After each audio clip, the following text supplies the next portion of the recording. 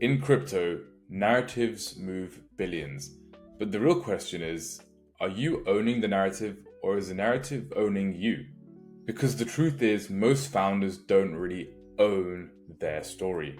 They borrow hype from the market and get swept away in cycles. So when the hype fades, so does their project. Now, stories have always made the world go round. Before we had money, memes, and code, we had stories around firelight etched into caves, passed down through tradition.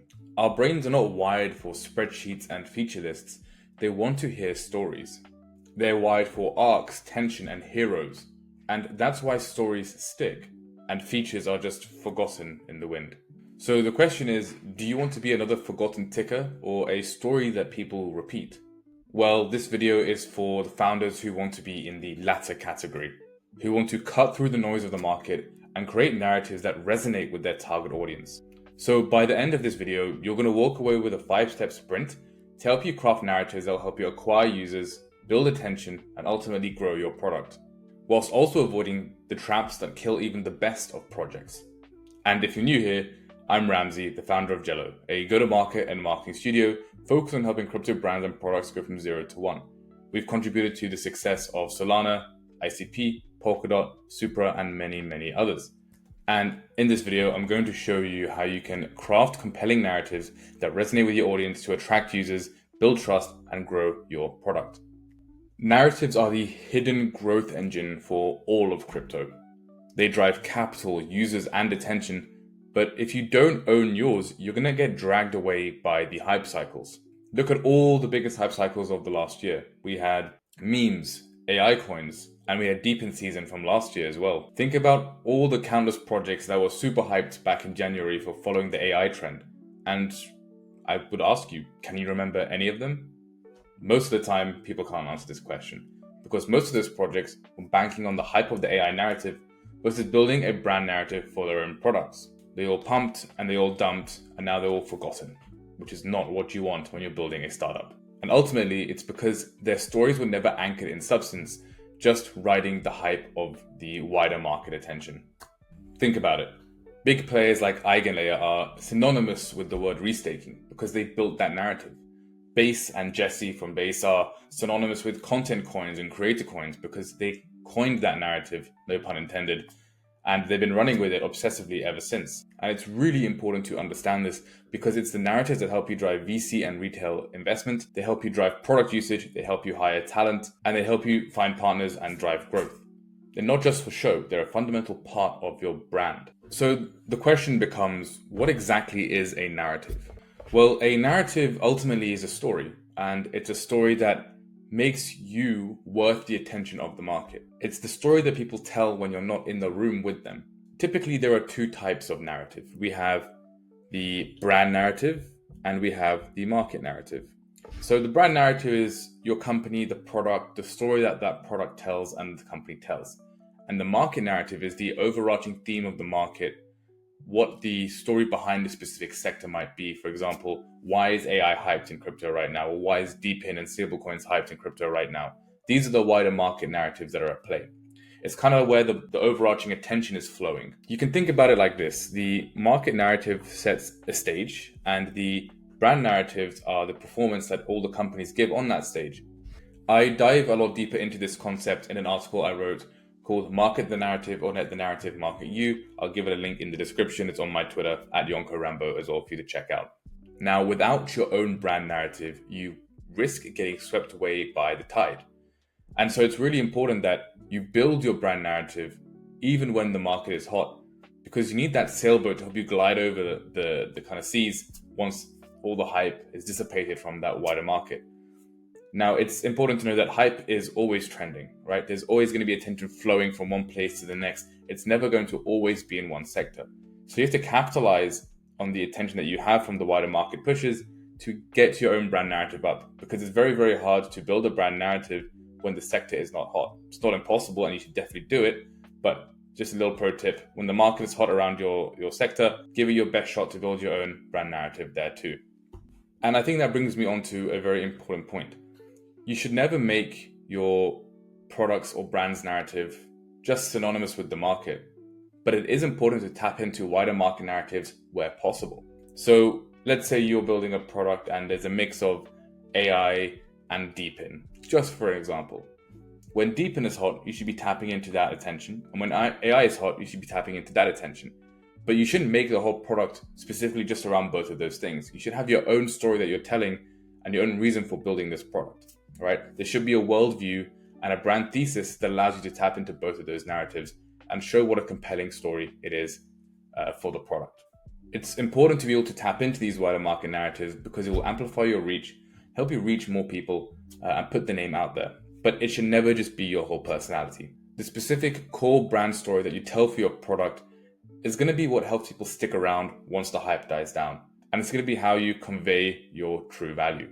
Okay, so now we understand that there are two types of narratives in crypto that you can kind of figure out, right? There's the brand narrative and there's the wider market narrative that attracts most of the attention and has a high attention density. But we have to understand why we're building a narrative in the first place. Yes, it's to acquire users and it's to do this and to do that, but it boils down to two key things. Every storyline that you push out, every campaign that you run, it's all focused on showing your users that you're the best solution for them at that given time and that you're worth investing in, whether it's time or money or resources into your brand and your product and your team. Everything else boils down to this. So if you want to test whether your narrative is working, it should be hitting these two things.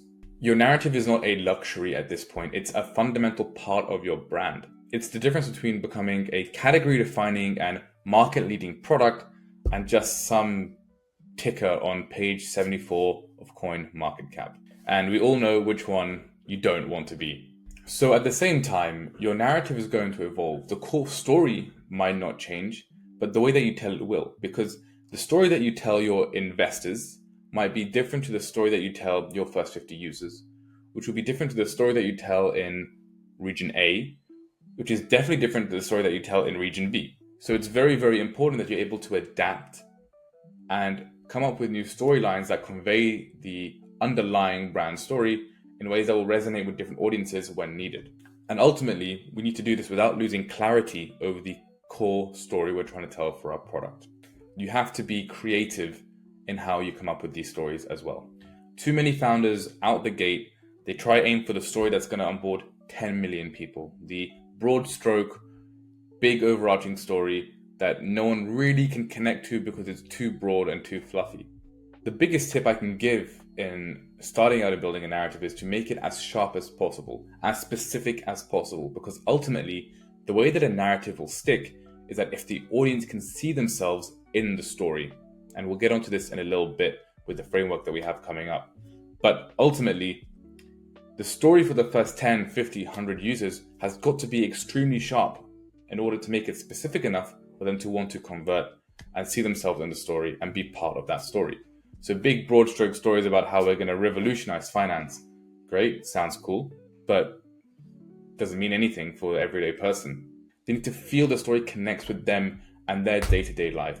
And that can only happen when you sacrifice the wider audience and really, really focus on a small part of the wider audience segment initially.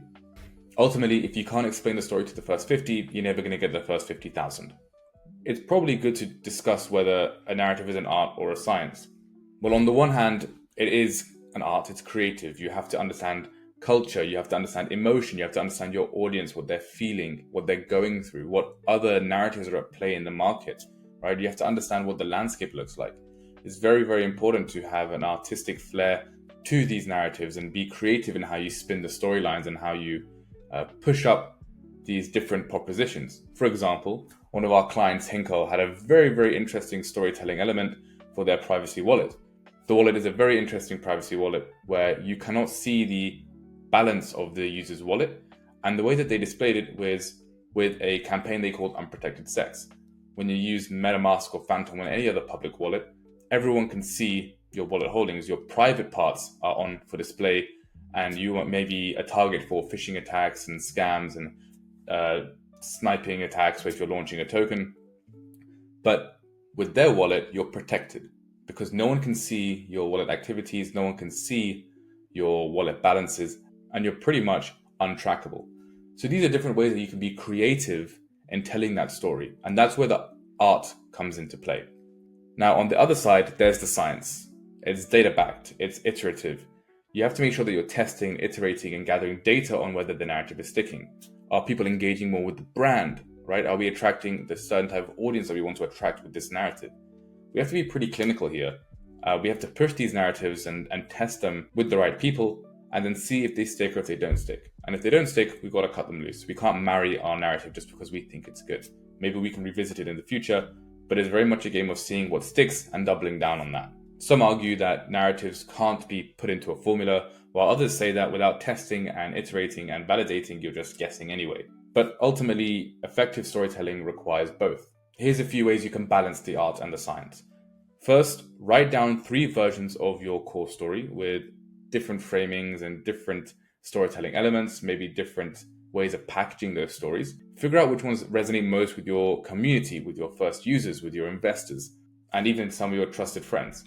It's important to get feedback flowing, and so we can start the feedback loop so we can iterate on these ideas. You can run other lightweight experiments, such as putting out social campaigns, some changing of the taglines on Twitter, maybe a new landing page on your website, or even run it in sales decks and track the engagement from your prospects or your end users. It really depends on the context of your brand. If you're a B2B brand, then probably more on the sales deck side. If you're a B2C brand, then push it on your distribution channels and see what sticks.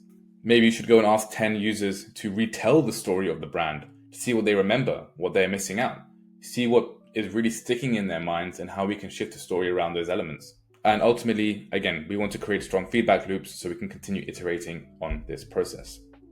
These small and iterative steps help you see if the narrative is really sticking, because ultimately that's the most important thing that we care about. Is the narrative going to resonate with the target audience and bring people, and does it stick in their minds? So the truth is that most good narratives are a good balance between art and science. And at the core of these narratives is what we call the hero's journey framework. Your user is the hero, your product is the guide, and the journey is the transformation they have with your product, overcoming their obstacles that they face along the way. Again, the journey starts with their challenges and continues when they meet your product as the guide and culminates in a transformation which you unlock for them. And ultimately, what we're trying to do is help them feel empowered and feel like your product is responsible for that empowerment. And that is an essential part of their new day-to-day life. Let's take this exact situation here to expand on the hero's journey and really show it in its full form. You are the hero. You are the one who is the center of this story. This story is about you, right? You are a founder or a marketer at a crypto startup. You're trying to win big, make generational wealth, and create world-bending value. So this story is about you. This is your journey. Now, on your journey, you have some issues. There's always problems along the way. And the problem here is this. You might have tried growth marketing tactics before. That hasn't really worked. You're not really sure how to take the next step with your product. You're not really sure how to market your product in this space or what you should be doing. And you're scared that your token chart or your product usage is going to drop straight to zero like this chart here. Every user has problems. They have pains, frustrations that you need to help them overcome as the guide. Most problems that your users face are either philosophical, internal, or external, but I'll leave that all for the article, which you can read in the description below. But coming back to this, on your journey, you face problems, and those problems could lead to pretty catastrophic outcomes if not addressed correctly. So we've identified that you are the hero, you have these problems, and now the next step is to understand the setting. The context of the story is very, very important. Ultimately, it's actually one of the most important things in this whole process, right? It's understanding the hero and understanding the setting of which this story takes place. We need to clearly understand a few things. Firstly is the market conditions. What is happening right now? What is the current state of the world that you're living in? And what catalysts are at play? So for example, in this scenario, you might be watching other people's content on YouTube or scrolling on people's content on Twitter, trying to find the best advice.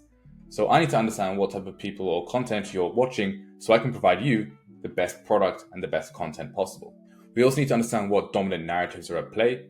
For example, what stories are winning the attention, what narratives are hot. For you and the context of what you're building, you need to understand all about what your competitors are doing, how they're positioning their products, how they're driving their messaging, and all these other things that set up the context for the market.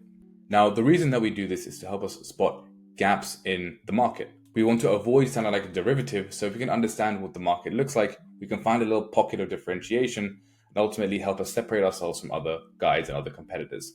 We want to communicate our value whilst also maintaining a sense of individuality. So if we understand the arena we're playing with, we can equip ourselves with the right armor and weapons to ultimately make a strong impact. So now once we have our hero identified, we understand who they are, what their pains are, what their behaviors are, what their motivations are, everything about them, we understand all their problems, we understand the setting of the market and what's kind of going on, then we can get on to our journey. And this is where they meet the guide. And in this case, that's me. I'm the guide. I'm not the hero of this story. I'm the one that facilitates the hero's journey. My role here is to help the hero overcome the challenges and experience a transformation, which will bring me on to the next section. But for you, your role is to help your users overcome the problem that they're facing and ultimately lead again to a better life and have that transformation that leaves them better off. And that finally leads us to transformation. Your unique angle and product should allow your users to have a transformation that has them experiencing the life that they want. And in this case, ideally, the transformation I want for you in this video is to walk away with a lot of value and actionable steps on how you can build your own narratives that resonate with your target audience and give them a compelling reason to give you their attention and their time and resources. And on top of that, I want to be able to show you that I'm able to help you de-risk your go-to-market and your marketing in crypto and help you grow and launch your products. Now, ultimately, again, we are not the hero.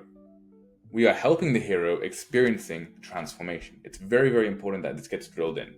I am the guide who helps you win, and you are the guide that helps your users win. And that ticks off the first goal of building a narrative, to prove that you're the best solution in the solution sphere and the best solution that your users can get a hold of. So I'm just going to give you a quick example of how this looks like in practice.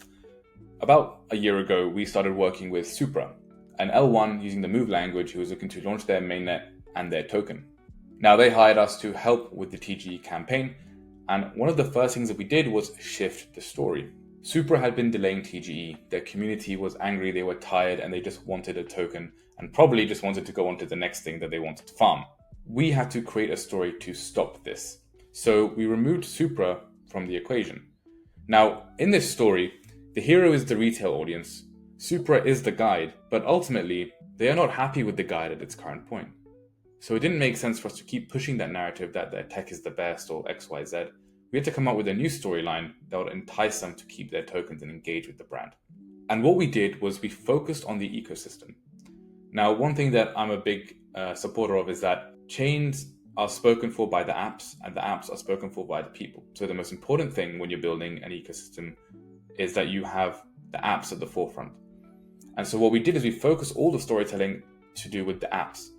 What the apps can do, how different these apps are, how novel they are, how you can't get anything like this on any other network.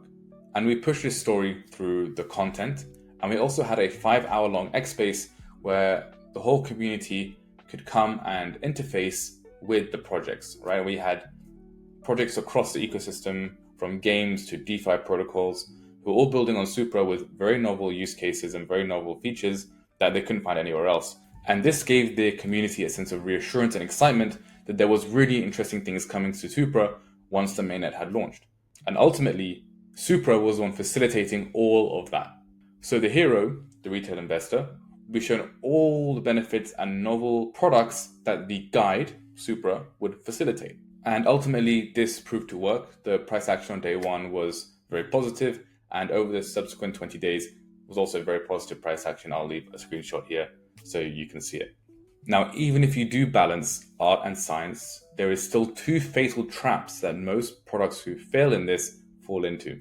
And the first trap is the ego story. Making yourself the hero. Ego-driven narratives collapse when the founder is the center of the story. The market doesn't rally around egos.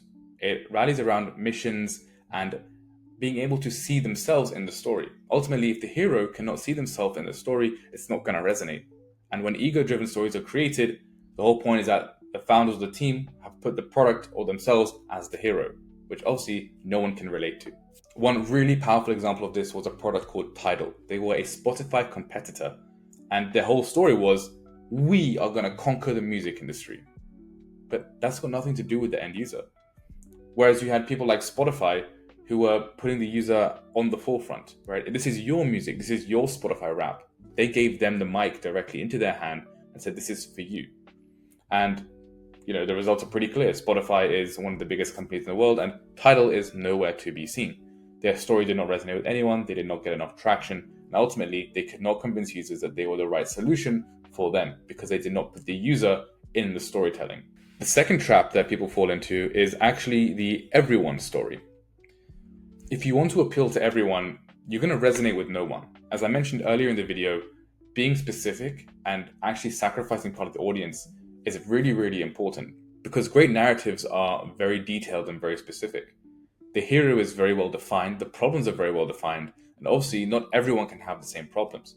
We need people to identify themselves in the story, and that requires specificity. If the narrative is too generic, it won't stick.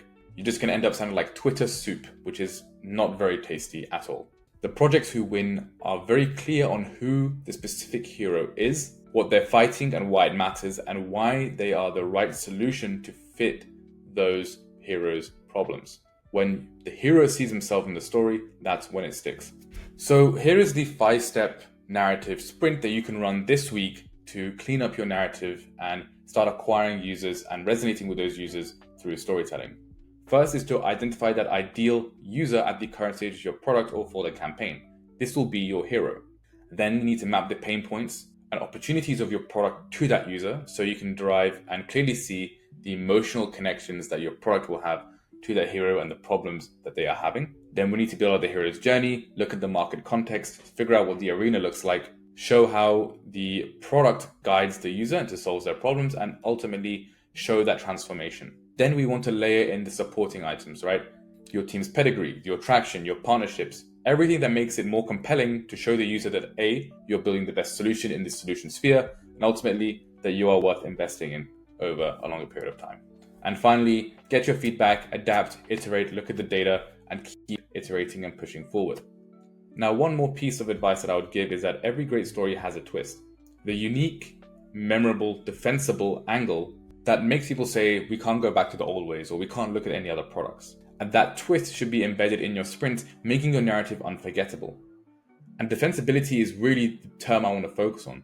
Because if your narrative can be copied by someone else, then you don't have a narrative. It has to be encompassing of the unique values that you provide, or the unique value that you provide, and how it's only you who can solve the problem in the way that you solve it for your users. Again, all these things should boil down to the 2 core reasons that we want to build a narrative. Show that we're the best solution for the problem for your users, and show that we're worth investing in. And here's the real hack: consistency. If you keep jumping from narrative to narrative, you'll never build a real trust. When you find a narrative that sticks, stay consistent with it. And sometimes it takes consistency to see what will stick. And if you are going to obviously jump around and test, make sure that the core underlying story is pretty much the same. That's how you build trust, traction, and a compelling movement. In the end, your story is part of your moat. Have the same story, put it in different packaging, but never make it fuzzy. Ensure there is real clarity to this story too. And so that's it for this video. If you need help in creating a compelling narrative for your product to help you acquire users, build attention for your brand, or help you go to market, feel free to reach out to us at Jello with the links in the description below. And if you found this valuable, feel free to like, comment, subscribe, and share with any friends or family who might find this useful. And remember, control your narrative, control your market, and I'll see you in the next video.